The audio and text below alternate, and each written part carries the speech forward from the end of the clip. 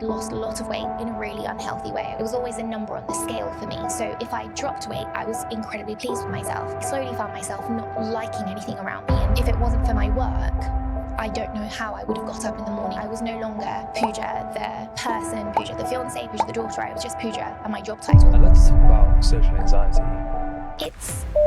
I crave routine, actually. So I think that was one of the attractions of RNT. And then you decided to book a photo shoot. That was huge. A surprising thing for you to do. Actually, I felt really confident on the day. It's wonderful to look back. That was me. That was my hard work. You've got to trust the process. You've got to trust your coaches too. One of the things that really drew me to RNT was when you mentioned the physical is a vehicle. I was incredibly surprised and astonished to what your body can do and what you can do if you put your mind to it. You can only be the best version of yourself if you're healthy and happy.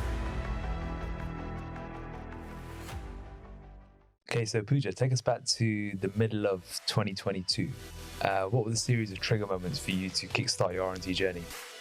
I think if I look back, I would probably say it was back towards first lockdown. So prior to lockdown, I was a really active gym goer. I loved it. I would be there. That was my second home, effectively. And I would do gym sessions, workouts and classes. So a mixture of everything. But it was a mix of my own time, me time, but also a social time for me and meeting people, like-minded people. And that was a routine I had for many, many years. And lockdown happened. And suddenly the one place that I would go to for almost my safe place really was no longer available to me. And it was the first time I started working from home. So my work, play, home life really just became all one. And I found it a really difficult transition. And it took me many, many months to get to terms with that life. And of course, many of us were dealing with the horrors of the pandemic, in our personal lives also. So I think really that would be the very first trigger. And I think it exposed a lot of issues really that I had, figuring out how to get a routine in place, how to, continue to be active, but also stop. So my, working from home, I didn't really have a 9 to 5 anymore. There was no commute, there was nothing like that. So I just continued working and I gradually ate into the time that I would normally keep, to have some time to myself to go to the gym or keep active, go for a walk.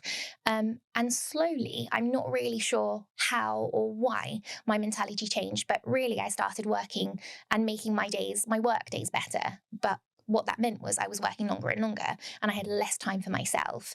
And I looked in the mirror and I really couldn't recognize myself. I'd lost a lot of weight, but in a really unhealthy way. I wasn't really eating very much. I'd lost a lot of muscle mass. But worst of all, I think I lost enjoyment in things I really loved to do beforehand. So I wasn't, I didn't enjoy doing my home workouts anymore. I lost the motivation. I lost that drive to be myself. And that really affected my relationships, I think, with my family, with my fiance. I didn't really want to be around many people. I didn't do very much. And I slowly found myself not liking anything around me and really not liking myself. So I would say, yeah, that was the big trigger moment for me. And what was the gap between the trigger that you experienced in 2020? Yeah. And then taking action in 2022? What was happening between those timeframes? Yeah. So I worked on my mental health. I think the really big thing was the first really big step was to recognize that I wasn't in a very good place. I didn't like what I saw and I didn't like where I was heading either. I looked around and of course, as people started coming out of lockdown and trying to get back to some sort of normality, I'd forgotten what normality was. So coming back to a normal life wasn't really who I was before. So my mindset had shifted into moving away from doing things that made me healthy and happy to just trying to survive. I was in survival mode really. And so I started working on my mental health and I sought some professional, guidance and advice. And I worked on that for many a month. And then I'd been following RNT for a very long time actually. And I think as I was contemplating joining, it was your 5-year anniversary and you had started a program where you were going to give away a scholarship. So you were, you were going to help people come, and experience what the program was about. And I think that really helped me too, because of course, the times that we were living in, the times that we're in now, every little helps. And so I decided to apply and send you my story. And I'm super grateful that I'm here today and joined. Yeah. A year on. A year on, yeah, exactly a year on, I think. So yeah. Tell me more about how you felt when you looked in the mirror. What was going on? And you said you weren't in a bad place, but what exactly were you feeling, experiencing, going through? Yeah, I didn't recognize myself. So, and I don't mean that literally. I didn't look back and see someone that I didn't know, but I could see the sadness. There was nothing beyond. It's a really strange thing to describe, but when you don't enjoy anything, it's very difficult to even get through day-to-day tasks in life. So, if it wasn't for my work, I don't know how I would have got up in the morning, and I don't know what I would have done with my day. And I think that was what made me think like it kept me going. And so suddenly a 7-hour day, a 9-hour day became 14, 15, 16 hours, because in my head, that was the only thing I had, it was the only thing I had control over, I think. And so, yeah, I think, when we look back to lockdown, I think that was it. I had no control over the aspects of my life that I really enjoyed. And because that was taken away from all of us in such an unexpected way, and there was so much uncertainty as to when it was getting back, I think I just clung on to whatever I had. And so when I looked back, I looked at my identity had changed. I was no longer, Puja the person, Puja the fiance, Puja the daughter. I was just Puja and my job title. I think that was what I had become, in and of myself. And I think that was what I really wanted to change and get back to. They talk about this 8-8-8 lifestyle of 8 hours of hard work, 8 hours of social, friends, family, fun, and then 8 hours of health, hobbies. And I wanted to get back to that life of trying to break up, my day and really be able to enjoy life again, but be happy. I think that was it. That was the thing. And if you were to speak to a lot of people, one thing they'd say to you is, they would describe, one of the words I think they would use to describe me is as being quite a kind person. But it was only through this journey of, really, really improving my mental health and working on myself that I realized that being kind really means being kind to yourself too. And I think that's what I had taken away. I'd almost drop myself down the ladder or the rung of the ladder so many times that I stopped prioritizing myself in any way. So yeah, every time I looked there, I thought, there was someone who wasn't important anymore. Yeah. So when you sat down with, was it a counsellor or therapist? Yeah, a counsellor. What was the first thing you said to them? I wanted to be whole again. Yeah. So I think we worked on techniques and tools to help with my stress and anxiety. And we quickly discovered that exercise, movement, activity was always a big part of my life, was always an enjoyment. It was never a chore for me. So when I said I used to go to the gym a lot, it was my therapy, really. It was my time away from everything. And sometimes I'd have social classes and it was lovely to meet everyone. But other times it was just me in my zone and just trying to improve day upon day upon day. And I think that was a difficulty that I found myself not being able to do. And so we worked on that. We worked on some social anxiety as well, that had crept in, I think, because of the long periods of not being able to see very many people. And I'd like to think I very quickly tried to turn my life around and try to dig myself out of that dark hole. And then when we just, when we thought I was in a better place, I decided to go on with a physical, try to move on to the physical transformation. And one of the things that really drew me to RNT was when you mentioned the physical is the vehicle, because when you talked about it, I was always very, very, I understood it. And I thought, yeah, I totally understand that's a thing. But one of the things I didn't realize until now really is how obvious the changes were. I thought they'd be subtle. I thought you'd work on yourself and you'd get fit and healthy and happy within, yourself, and then be able to enjoy things. But I didn't quite realize the domino effect of positivity it would have in other aspects of life. So yeah, I think it was a really great fit for me, I think. Which area in your life has surprised you the most? My career. I think it gave me the confidence to move on to something that I'd never done before, take the plunge into an industry I've never been in before. And actually, I feel like I found my place there. And again, within that time scale, I have moved up a little. It's a sidestep, but still a step within my department. And I feel like I finally found somewhere that I feel comfortable and feel really proud of where I am. Amazing. Yeah. With the lockdown exposing or creating, a better way to put this is, Do you think lockdown created a mental health battle for you, or did it expose something that you think that was already there? A bit of both, I think, actually. I think everything quietened down, so I was really able to listen to what I was feeling. And I think most of our lives, especially living in London, I think life is so fast, when you have big families, there was always something going on. So what that meant was every week, we were always doing things. And so I think in that speed of life, you sometimes forget to slow down and really listen to what you're thinking, what you're feeling. So I think it did a little bit of both. I think it exacerbated it. But I think it did expose things that I didn't really pay much attention to beforehand. And I tried to quash or squash down, I think, yeah. Like what? Like feelings of anxiety or, I social anxiety especially. I think it was just, no, get on with it. Let's do this. Everybody else around you was doing it. And so it was almost like I didn't really listen to what I was doing. It was, well, it's normal for everybody else, so just go for it. And that's not a kind thing to do, because if it was my best friend telling me that, I think I'd go, no, that's okay. It's okay for you to feel like that. So I think I started treating myself differently. And so I'm learning to be better with that, because as they say, and I think even this whole journey with RNT, I think it's been about self-care, compassion, all of those things that we talk about, giving ourselves, but actually sometimes find it very difficult to be able to do that. Yeah. And talk about bridging that gap. Why is it so difficult to actually do it? We know it's good for us, but why is it difficult to actually do it? It's a really good question. I think I'm still working on it. I think I'm a work in progress. It's not 100%, and I don't think it ever will be. I'll still need to keep reminding myself of doing it. And I don't know if it's just the way in which we are brought up. We want people around us to be happy. Of course we do. My friends and family mean the world to me. And so, yeah, I'm not really sure why we do that, or why. Well, maybe reflect on your own experiences. What stopped you in the past, and what do you battle with when you think, I shouldn't do it, or I should do it? It's guilt. Where does it come from? Guilt. Yeah, I think so. I think I always want people to be really happy. If ever anyone's around, I'll always ask, are you okay? Is everything okay? And all I want to do is make people feel comfortable. And you sometimes forget that actually you need to do that too. And there's a really nice quote actually I read not long ago, and it said, be kind to yourself and then fill the world with your kindness. And it's a little, it's like you can't pour from an empty cup. So you need to make sure you're full and whole to be able to be your best self and the best version of you for those around you.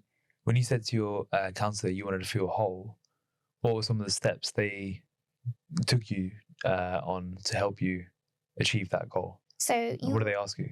No, sorry, I didn't mean to interrupt. I was just going to say, you'll be surprised, or you might be surprised, but a lot of these fit into RNT's principles. So we all know that movement is really good for, overcoming depression or any sort of mood disorders, really. So they always recommend going out into nature, getting some sunlight in at any point in time, morning especially if you can, but just taking time out for yourself and really listening to yourself. So any form of exercise, and listen to yourself. So on slower days, do some sort, if you need to do yoga or Pilates, or but then do strength training, because we know the importance of that too. And then just taking the time out, there were, depending on how people feel and how comfortable they are, there was journaling involved if you wanted to, meditation, tapping therapy. So many tools that we could use. But really most of them, the ones that tie into, the RNT principles, hydration, sleep, and movement. Those were the three key factors, I think. And it really boils down to something so simple as that. But as we know, it's really difficult to keep that in a day-to-day routine. So that counselling and also the accountability side of RNT, the two combined, I think is what really helped me get out of that hole. I'd like to talk about social anxiety. It's something that we've not really explored on this podcast before. Hearing experiences of it and how you battled it and probably continue to battle it. Let's dive into that and potentially where it's come from, what it feels like, and how you battle it and try and defeat it every time you go outside. Yeah. It's something, I think you're right. It's something that I think you'll always be trying, something that you'll always want to overcome, because I think that sense of feeling will always be there. It's strange because I think this was the hardest for me to deal with, being around, even people, things that I love doing, going to the gym, for example, or going out and big birthday do's, or, seeing my friends and family, but larger groups really, really frightened me. And I don't know where that feeling had come from. And I don't know if it was that gap that we had where we weren't doing anything, and so everybody became, or a lot of people became, homebodies, and so we were so comfortable within ourselves and just that small group around us of those 5 or 6 individuals, and so suddenly everything became sensory overload. But I really do try to push through, and Chloe, my coach, actually, who's been huge in this transformation for me, we started off with a home workout, and so I got comfortable with the idea of doing the workouts, but doing them well. My form was in a way in which we were happy with my form. And then it got to a point where there was no further progress to be made at home in terms of increasing weight or other types of exercises that I could explore. And so that was a little bit of an incentive, really, for me to then go into the gym and go, okay, let's try a few new things. And suddenly, some days I'll walk in and it'll be like, oh, new toys, let's try something new. And other days it will really be a push for me to get there. But I always try to think of how I feel afterwards. And it's a little bit like anything, a run, a walk, nobody ever regrets a workout, I think. So it's that feeling of accomplishment, some sort of PB, whether it's a better tempo that I had, or, increase in volume, more reps, anything like that. But if I walk away knowing that I did something a little bit better, that's the thing I think that I try to hold on to and go, okay, but the next time you go, you might be able to, you might just do this, you might just. So yeah, I think that's how I try to overcome it, I think. And in terms of socially going out, I really do push myself. I think, I'll attend functions and as and where I can.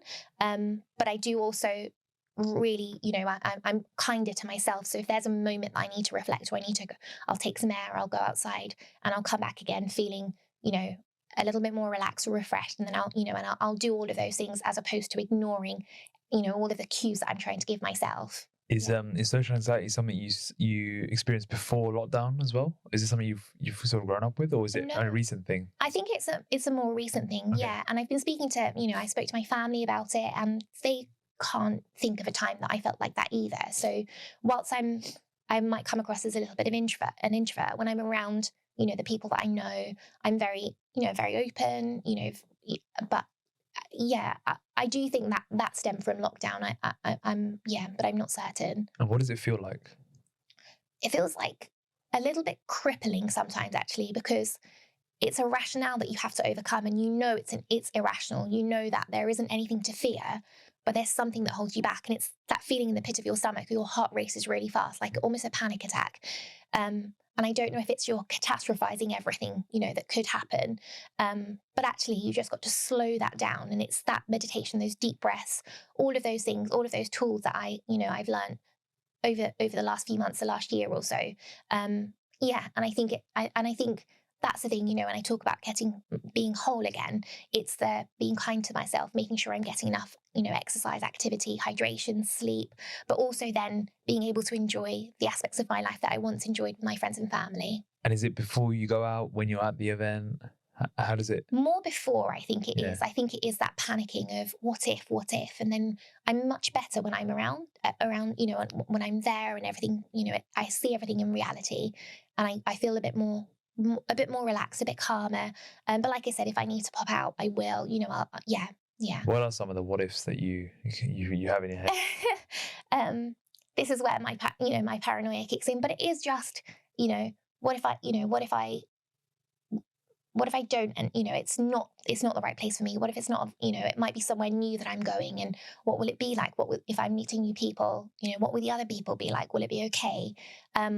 But yeah, like I said, it might sound irrational at times, but it is just something that I need to overcome, and also just respect that that's how I'm feeling, and it's okay to feel those things, and let's get through that in a healthy way. Yeah. How's it impacted family, friends, and relationships, especially the closer ones? Some of the scenarios you described are probably more for newer people, new scenarios.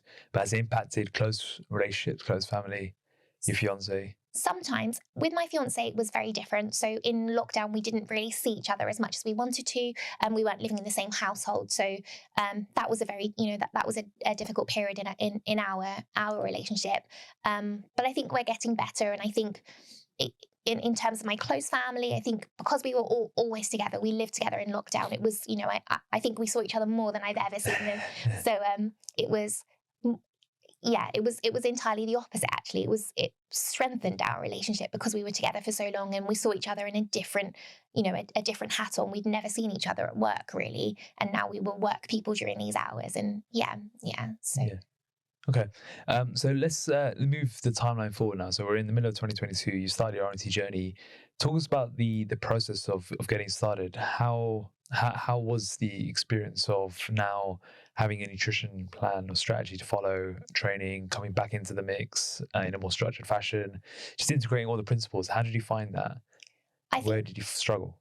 Yeah, I think I crave routine actually. So I think that was one of the really big attractions of RNT and a program like this, because you know, as I've described, it's something that I lost along the way. So I was really pleased to have something written down and something to follow, so I knew what was going on. And I'm a creature of habit, so the idea of, you know, meal prepping and planning really actually worked well. You know, it fit in well with my lifestyle.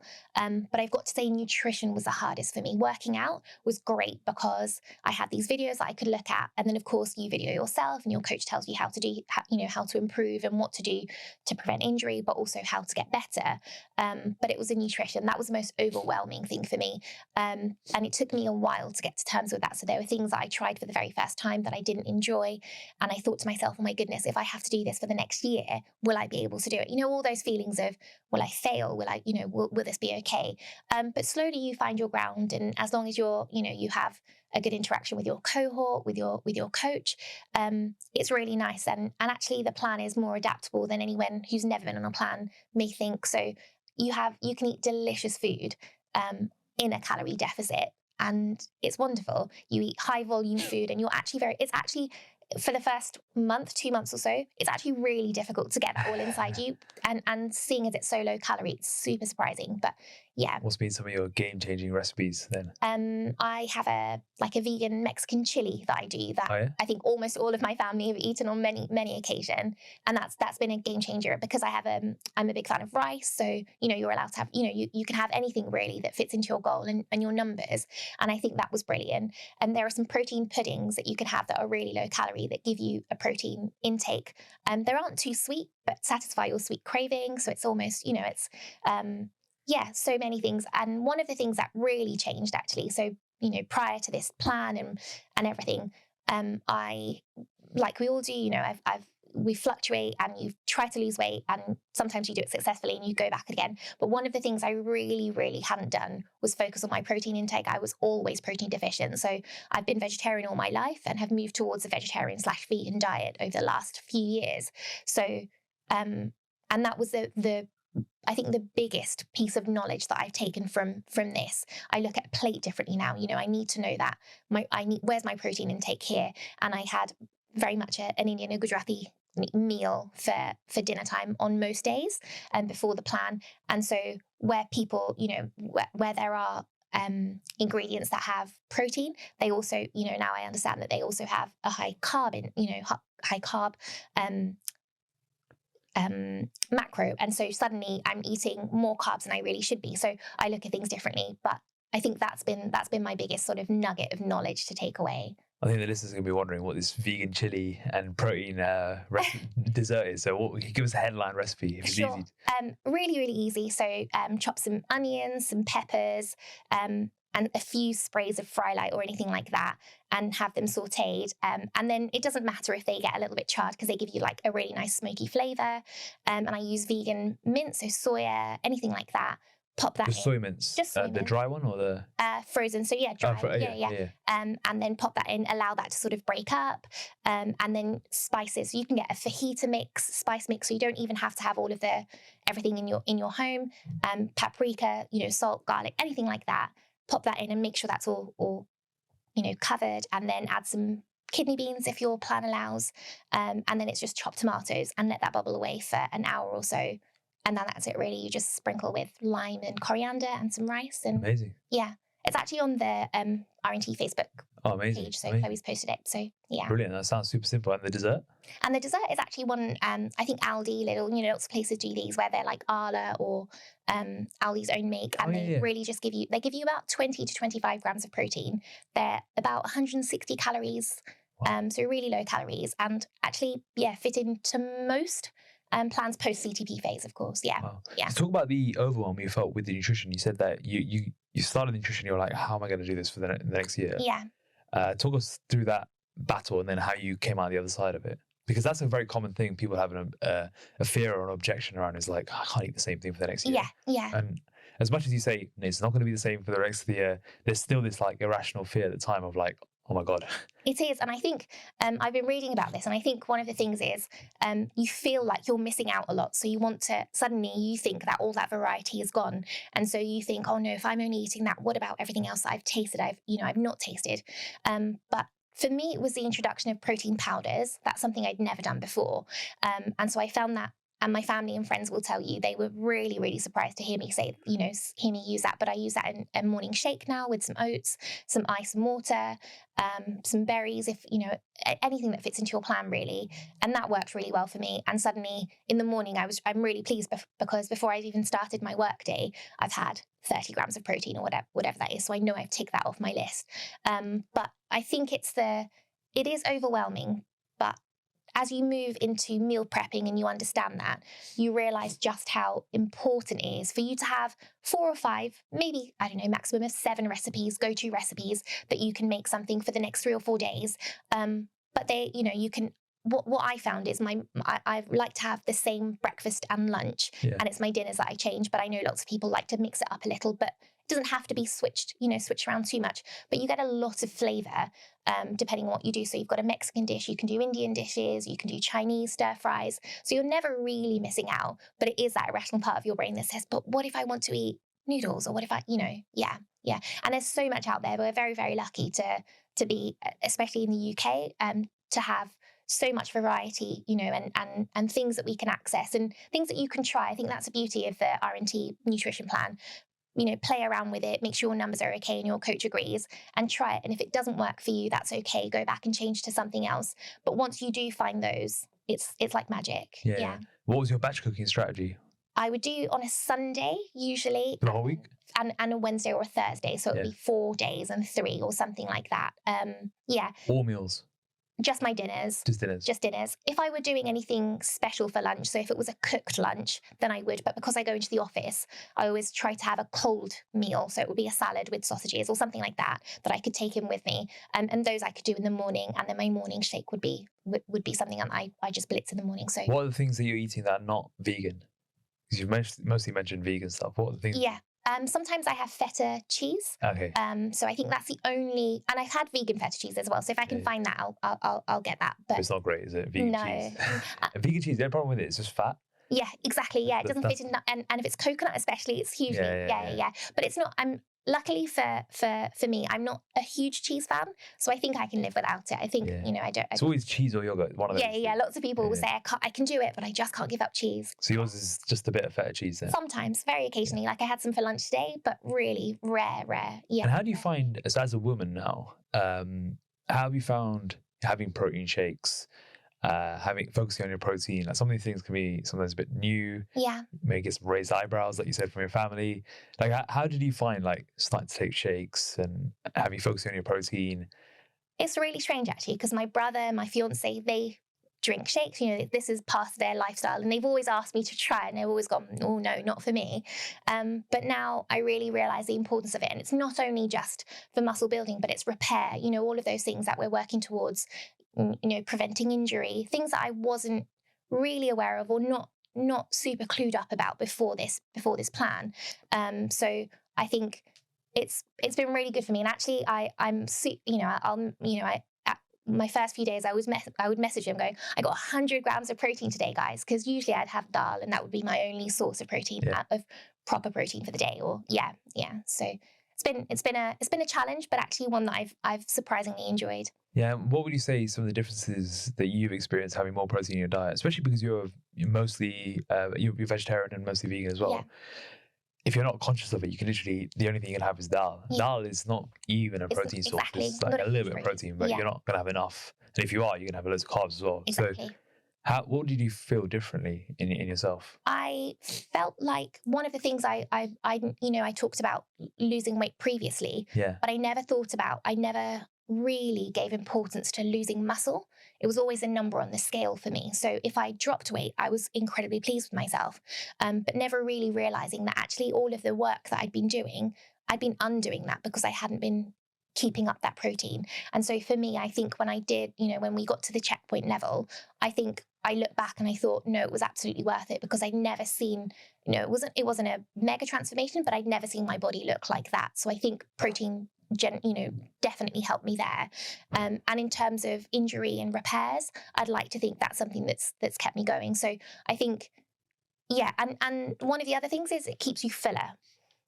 Which I knew of, but I didn't realize how true that was. But having it in a shake, or some people do the overnight oats, and that, yeah, absolutely. It just gives you that feeling of satiety, I guess, for a longer period. Yeah. Would you say you're someone who's struggled with their health and fitness for a long time before going on this journey?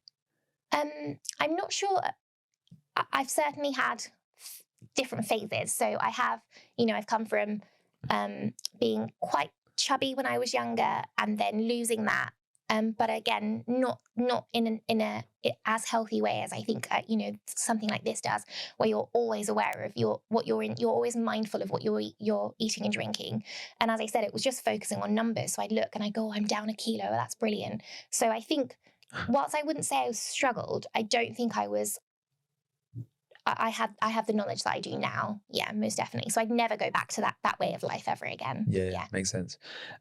So you kickstart the journey, you find your groove, things were going well, and then you decided to book a photo shoot. Yeah. Talk us through that process, because I think that was huge. A surprising thing for you to do. Absolutely. So it was something, actually, my fiance was doing a similar plan, and he'd booked himself a photo shoot. And my coach Chloe had talked about this, and I'd been on some of the Q&A webinars where a lot of people had, and I see all the transformations. And I don't know, I talked myself out of it for a very long time, and I thought, no, that's, I'm not going to do that. We'll hit checkpoint and we'll just move on to the next phase. It'll be absolutely fine.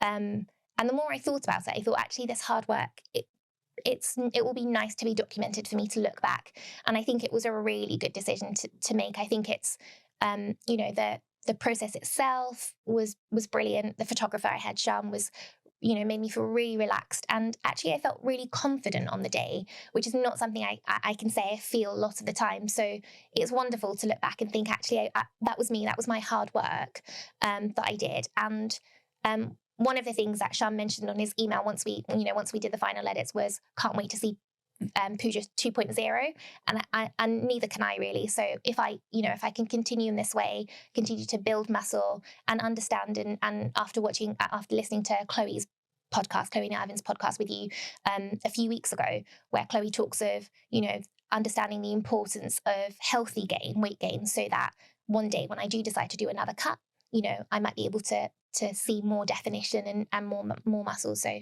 yeah. Amazing. You said that you felt confident, and you don't normally feel confident in a day. What do you mean by that? Some of the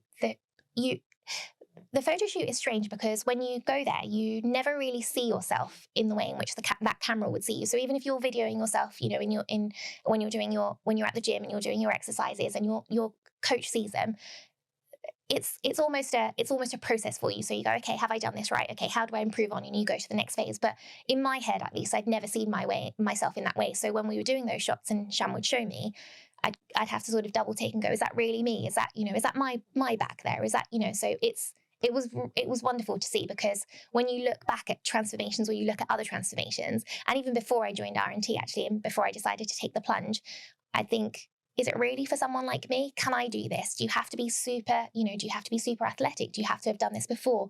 Do you have to have prior knowledge? All of those things that run through your head that you think, is this for real people? Yeah. And you look at those photo shoots and you think, yeah, actually, I did it. And how did you find the final push towards the shoot, the grind phase? I think that was the toughest. So I think when people think about dieting, they always think about how you feel in those last 2 weeks and you think it's really difficult. But if you do, you've got to trust the process. You've got to trust your coaches too. So if you follow the plan, the way in which it's designed for you to follow, and then and calories will only drop when you absolutely need them to. So that's another really big, a big plus point what I found with RNT is you're not just put on less than 1,000 calories and let's get you there.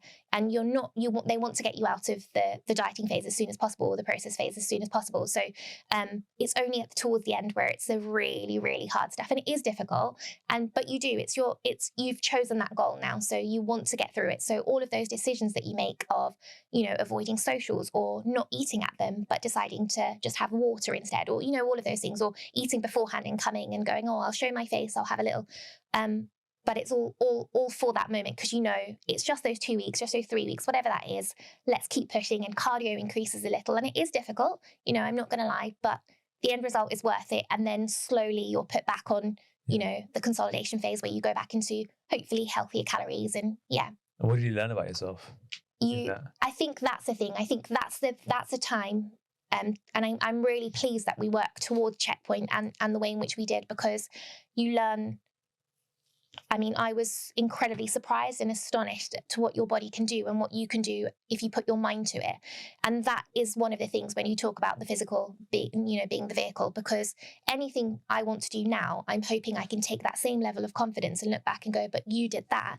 If you're capable of that, let's move that forward. Let's make you an unstoppable force elsewhere. Have you got an example of where you've been an unstoppable force? I haven't yet, but I do want to, I want to, like everybody else, I want to move on in my career. I want to, I want to do bigger and better things. So I think I can take that mindset with me. Yeah. So talk us through the photo shoot is always, I call it a checkpoint because, it's not the deadline, it's not the end of the journey. How has life been since the checkpoint? How has consolidation phase been, the early investment period for you? So actually, when we moved into consolidation phase, I always saw it within the timeline and the graphs that we see online and when you guys talk about it in the webinars, but I never quite understood what its purpose was until I landed in it. Which one? The consolidation? Consolidation. Yeah. And actually, it's incredibly important. And I'm so pleased there's a focus on it, because when you get to a stage where you look like you do for photo shoot level or checkpoint level, whatever the condition may be, you've now got to start to come to terms with the fact that you're going to have to put on a little bit of mass. You're going to have to move away from that body fat percentage. And that's a really difficult thing for you to push, because if you've been doing that for weeks or months, you've now got to go, no, it's okay to go the other way now. Let's move on. And so I think I found that a little difficult, but I think most people do, because I think either you go one of two ways. You go, oh, I don't know if I could do that, and you hold back, or you start, you go, okay, that's it. That's my, like you say, a deadline I've hit now, and I can start introducing foods that are outside of my plan, and you put on weight a little bit too quickly. So I think I found the initial, looking on the scales and the gain quite difficult. And Chloe was really great. She slowly increased calories and made sure we were in the right place. So there was no fast. We weren't gaining weight too fast and not at a level that I couldn't, cope with. And then it really is just about, you talk about a lifestyle solution. So that's the thing that I've really enjoyed now. It is to get to terms with that condition can't be your lifelong look. But actually you want to get to a place where you're healthy, you're strong, you're happy, but you're still maintaining a plan that you can deviate from now, because it's, it is now easier for me to choose to go out, out for lunch or to a restaurant and know that I'm picking a really good meal, but knowing that I might be off calories a few, a day or two here, but that's okay with me because I don't have that goal of, the process phase where I had. So there are pros and cons, but it was a difficult decision, and many people might feel a bit overwhelmed when you get over that line and you think. But if you just, again, like I said, trust the process, trust your coach, let them increase the calories for you slowly, and then start incorporating maybe the things that you think you didn't have or didn't have the space for in your plan, and just give yourself those sort of satisfactions, to those cravings that you have, and slowly just get to where you need to be at. Yeah. What does that lifestyle solution look like for you now? What are you trying to work towards? I'm working towards making sure that I am regularly going to the gym. So doing my 2 or 3 days, making sure that I include some cardio, but some form of movement every day. And again, like I said, and I think my breakfast and my lunches are here to stay. And then if I do go out for dinners, I'll move away from my plan. But really, it is just trying to stick as much as I can. It's that sort of 80-90% of the time, if I do that, then I don't have to feel guilty for going away. It's and again, one of the things I've learned as part of this nutrition is there are no good and bad foods. It is all about the choices that you're making and how they align with your goals. So even if I were in the process phase and I decided to go 3 weeks on the trot without really hitting my my plan on point, actually I now need to come to terms with the fact that I've just pushed my checkpoint back a little bit because those were the choices I've made. But I'm trying not to look at food in the way in which I think a lot of us, the way in which social media and everything else that we look around, you've got good foods and bad foods and healthy and unhealthy. Actually, we've got a choice of it all. We just need to make sure it fits in with our plan, our goal. Yeah. I think what you said there is very similar to how I set up my own food. It's like breakfast is pretty much the same everywhere. Lunch is the same everywhere. Wherever I am, and then it's always dinner that has flexibility. But if I'm at home, it'll probably be the same. Yeah. And then I'll have some variety. Usually, if Chani wants to do something different, or if we're out.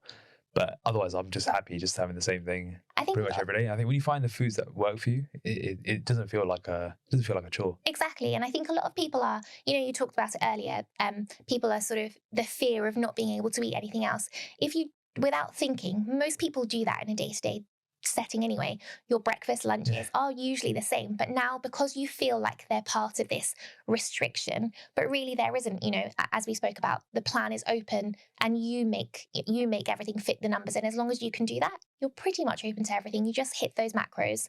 But yeah, most people do that, I think, even without thinking. And it's only when you're given this, okay, let's leave that out, or let's try to have less of it. It's when your brain goes, oh no, I can't have that anymore. So speaking of fears, what were some of the fears that potentially held you back from starting a journey like this? Fear of failure is a big one, I think. And maybe public failure. I think that was another one. So I wasn't sure how, before starting, what the platform would be like, how things would be. But I think it was, well, what if I sign up and I can't do it, or I don't do it? And because my motivation was to get myself back to a place of feeling good, feeling happy, I think it would have been, I'm not sure, but I don't know what that would have meant for my mental health if I didn't, if I didn't do it well enough, or I didn't follow it to a T and then came out the other side in a really bad place, or in even a worse place. So I think that was a fear. But again, like I said, I catastrophize everything. And actually thankfully it didn't happen like that. And I think the other one is just fear of what other people would say, judgment, and a lot of the topics that we've talked about, mental health, those are taboo, those are not subjects that people often openly talk about. And the link between that and exercise and movement is really important, which is one of the reasons why I wanted to do this today. But I think those were my main, how do I go about, how do I let the world know that this is what I've been through? And whose judgment were you afraid of?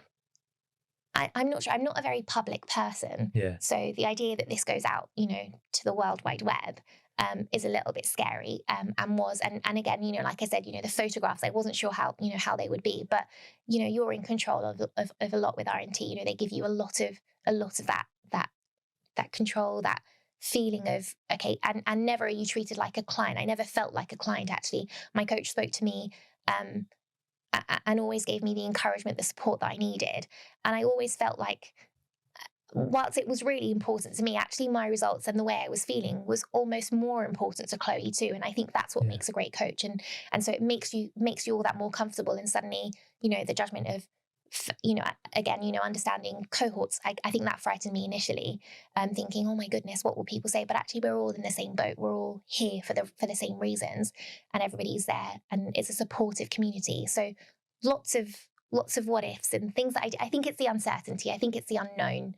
And how did you rationalize this in your head to overcome it? Because the reason I touch on it is because I think the fear of failure is one of the biggest reasons that holds people back from a body transformation or taking charge of their health and fitness, because they think, what if I fail again? What if I can't do it? Yeah. What if I can't do it because of my busy life, or all the other, like I said, reasons that you can come up with?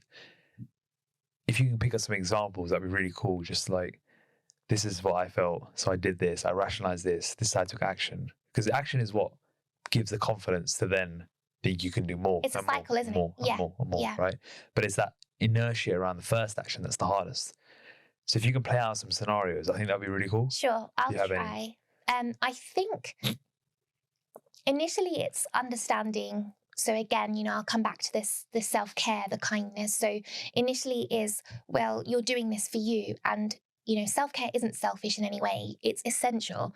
And if I'm not looking after myself, or if you're thinking about taking this journey, or you're on the verge of whether, deciding on whether or not you want to do this, you're doing this because at the back of my mind, somewhere in the back of your mind, that a change needs to be made, and you're not in a place that you want to be. So the idea is, yes, you're doing this for you, but if something that's holding you back is, okay, but I've got a really busy life, or I've got a family that I need to take care of, or I've got friends, anything that actually you can only be the best version of yourself if you're healthy and happy. So that's what pushed me through. I thought, actually, we talked about not prioritizing yourself. So slowly I had to move towards a rationale of, okay, but I need to do that for myself in order to be a better person for those around me. I only want the best for my family and friends, and the only thing I want is for them to be healthy and happy. So I can only assume that, that's exactly what they want from me. And you can't be your best self. You can't do the things that you want to do and care for them if you're not really caring for yourself. And that isn't the right, that isn't what if you have young children, that isn't the role model that you want to be for them. So I think those are some of the things that you need to think about and think, okay, so I'm doing this and I'm doing this self-care, but also think about, again, the reason that you're wanting to do this. If you're not in a very happy place, you need to do things that nurture your soul and really nourish you. So again, once you start, I think, exercise, movement is addictive. There is no feeling like it. The endorphins you get from it are like no other. So I think, think beyond, try a few things. Try going out for a walk in the morning for half an hour every day, see how you feel, and know that, once you've done it, how, actually you're energized. Your day will be, I guarantee you'll be more productive. You'll feel more awake than you would if you were to have an espresso and start work, those sorts of things. So I think that's how I started rationalizing. I started thinking about, well, I'm doing this for me and I need to do it. And okay, there might, it might be that a failure, but what really is failure? If I better myself every day or every time I do something, then surely I'm moving in the right direction. Yeah, absolutely. Well, I like you said, nourishing your soul, and you found exercise is your favorite way to do that. Yeah. I think I said at the end of my 2022 photo shoot, I said for me, like, physical transformation is like my soul food. It's like the thing that really feeds it and keeps me grounded every single day. And I think when you find that, it just brings a lot of fulfillment in so many different areas of your life that you don't realize until you almost take it away. Exactly. Yeah. And you take it away and suddenly like, oh, I don't feel myself in other areas. And it's usually because that the grounding element has disappeared. Exactly. And I think that's the other thing. So even if it isn't exercise or being out in nature, when you find what nourishes you, you'll know that you can do that much better because you're healthier, and you can be there for your kids, whatever it is, spending more time with them, but knowing that you can run around with them now, knowing that, all of those little moments in life that are the most precious moments. So yeah. Well, speaking of the physical being the vehicle, how has the physical been the vehicle for you? I think I'm a lot more confident. Like we talked about the photo shoot, doing this today. I think it's, slowly I'm rebuilding myself, but maybe in a even better place than I was before. And that's not to say I don't have we all have hard days, we all have dark days, but knowing that I've done it before, I've pushed past it before, really helps me. And I know for me, a routine really helps. So once I've got that routine in place and I know what I'm doing with my day, everything else I can fall around, and I try to stick to that 8-8-8 rule that that I spoke about earlier. It's not always possible, but if it's something I'm aiming for, then I know I'm hitting on some days.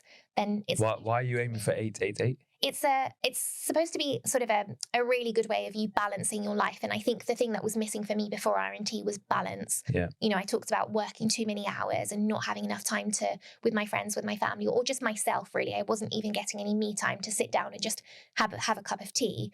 I'd put, I was one of those people where you turn the kettle on, you make a cup of tea, and I look up and it's still there and I have to microwave it and I come back to it, those sorts of things. And so having that balance of being able to enjoy or get pleasure out of the things that you want to do, I think is the only way to live life. And if you work towards that every day, then you can't really ask for a better gift to give yourself. If you're speaking to someone who's starting their RNT journey now, what advice would you give them? I would say, if you feel overwhelmed, that's totally okay. Everybody feels like that, but be open. Communication is key. I think be open with your coach, and if you don't feel like you want to, it might be difficult at first to say things out loud in your cohort. Email your coach. They're always there for you. And really, trust yourself. You did this. There's a reason that you did this, and then trust the process. You guys are professionals. We're here. We're here to get advice and expertise, and you're in really, really good hands, I would say. So just follow that through and push yourself as much as you can, and enjoy it where you can too. So where don't give yourself really boring meals of just boiled veg, and really try to make dishes that really work for you. And yeah, I think. Oh, another thing I would say is videos. Make sure you send videos of your lifts. It's the only way to progress, because your coach will never know how you're lifting, and it will, not only to help you progress, but preventing injuries, making sure that you're doing things in the right way. And it's always really lovely to get feedback to say, oh, that was much better than last time, because that will really, really help you and push you and go, okay, I'll do even better next time. Let me show you what I'm capable of. So two follow-ups on that. The first is, did you have any fear around videoing yourself? Yes. Very much. How did you overcome that? Because that's a very common one, especially for women. Yeah, absolutely. It is really strange. But nowadays, you walk into a gym and many people do it. There's Instagram people, people who are doing it just for Instagram. But also there are people who are, and not to say they're not serious, but serious gym lifters, that really want to take a look at their form, and other people who are on plans, but really, and this is, and I get it. I get all of that anxiety, but most people really aren't looking at what you're doing. So when you look at your videos, you look back at your videos, you'll realize that no one's paying attention to what you're doing. They might walk around you and get the things that they need, but really everyone's focused on themselves. So most things in life, right? Yeah, exactly. Yeah. So just focus on you, and it is really. But once you start doing it, I tend to find that. Even if I feel really anxious about going to the gym, once I'm there, I'm in a zone, and I try not to come out of that mindset, and I'm just focused, and I know what my exercise 1 is going to be, my exercise 2, I know where I'm going to prop my bottle and my phone, and I just get on with it, and I don't look around, and I look back at videos and I clip them, and I'll send them over. But yeah. And how did you, the second follow-up was, how did you really embrace the cohort that you're in? I think it's just positivity. I think it's just making sure that, some people, lots of people will share a lot on that, and they might share some life events, but just let people know you're there, and let people know that you're feeling the same way too sometimes, just reassurance. People will ask you for advice. If there's a recipe like we talked about that we think has been a game changer, why not share it? Do all the things that that, or you think that will benefit others. And I think, that will, it's a really just a nice community. What you do for your own friends and family is exactly what I would say that you do with your cohort. Amazing. What's next for Puja? I think I'm hoping to continue on this, this journey of exercise plan, and just focusing on me, and just being a better version of myself. I think is that really, and just being kinder to myself, so that I can be kind to those around me. Amazing. Any final words for the listeners? No, just thank you very much for having me. No, you're very welcome. Thank you so much for sharing your story and being so honest. And I know the listeners take a lot of value from sharing your story. Thank you so much.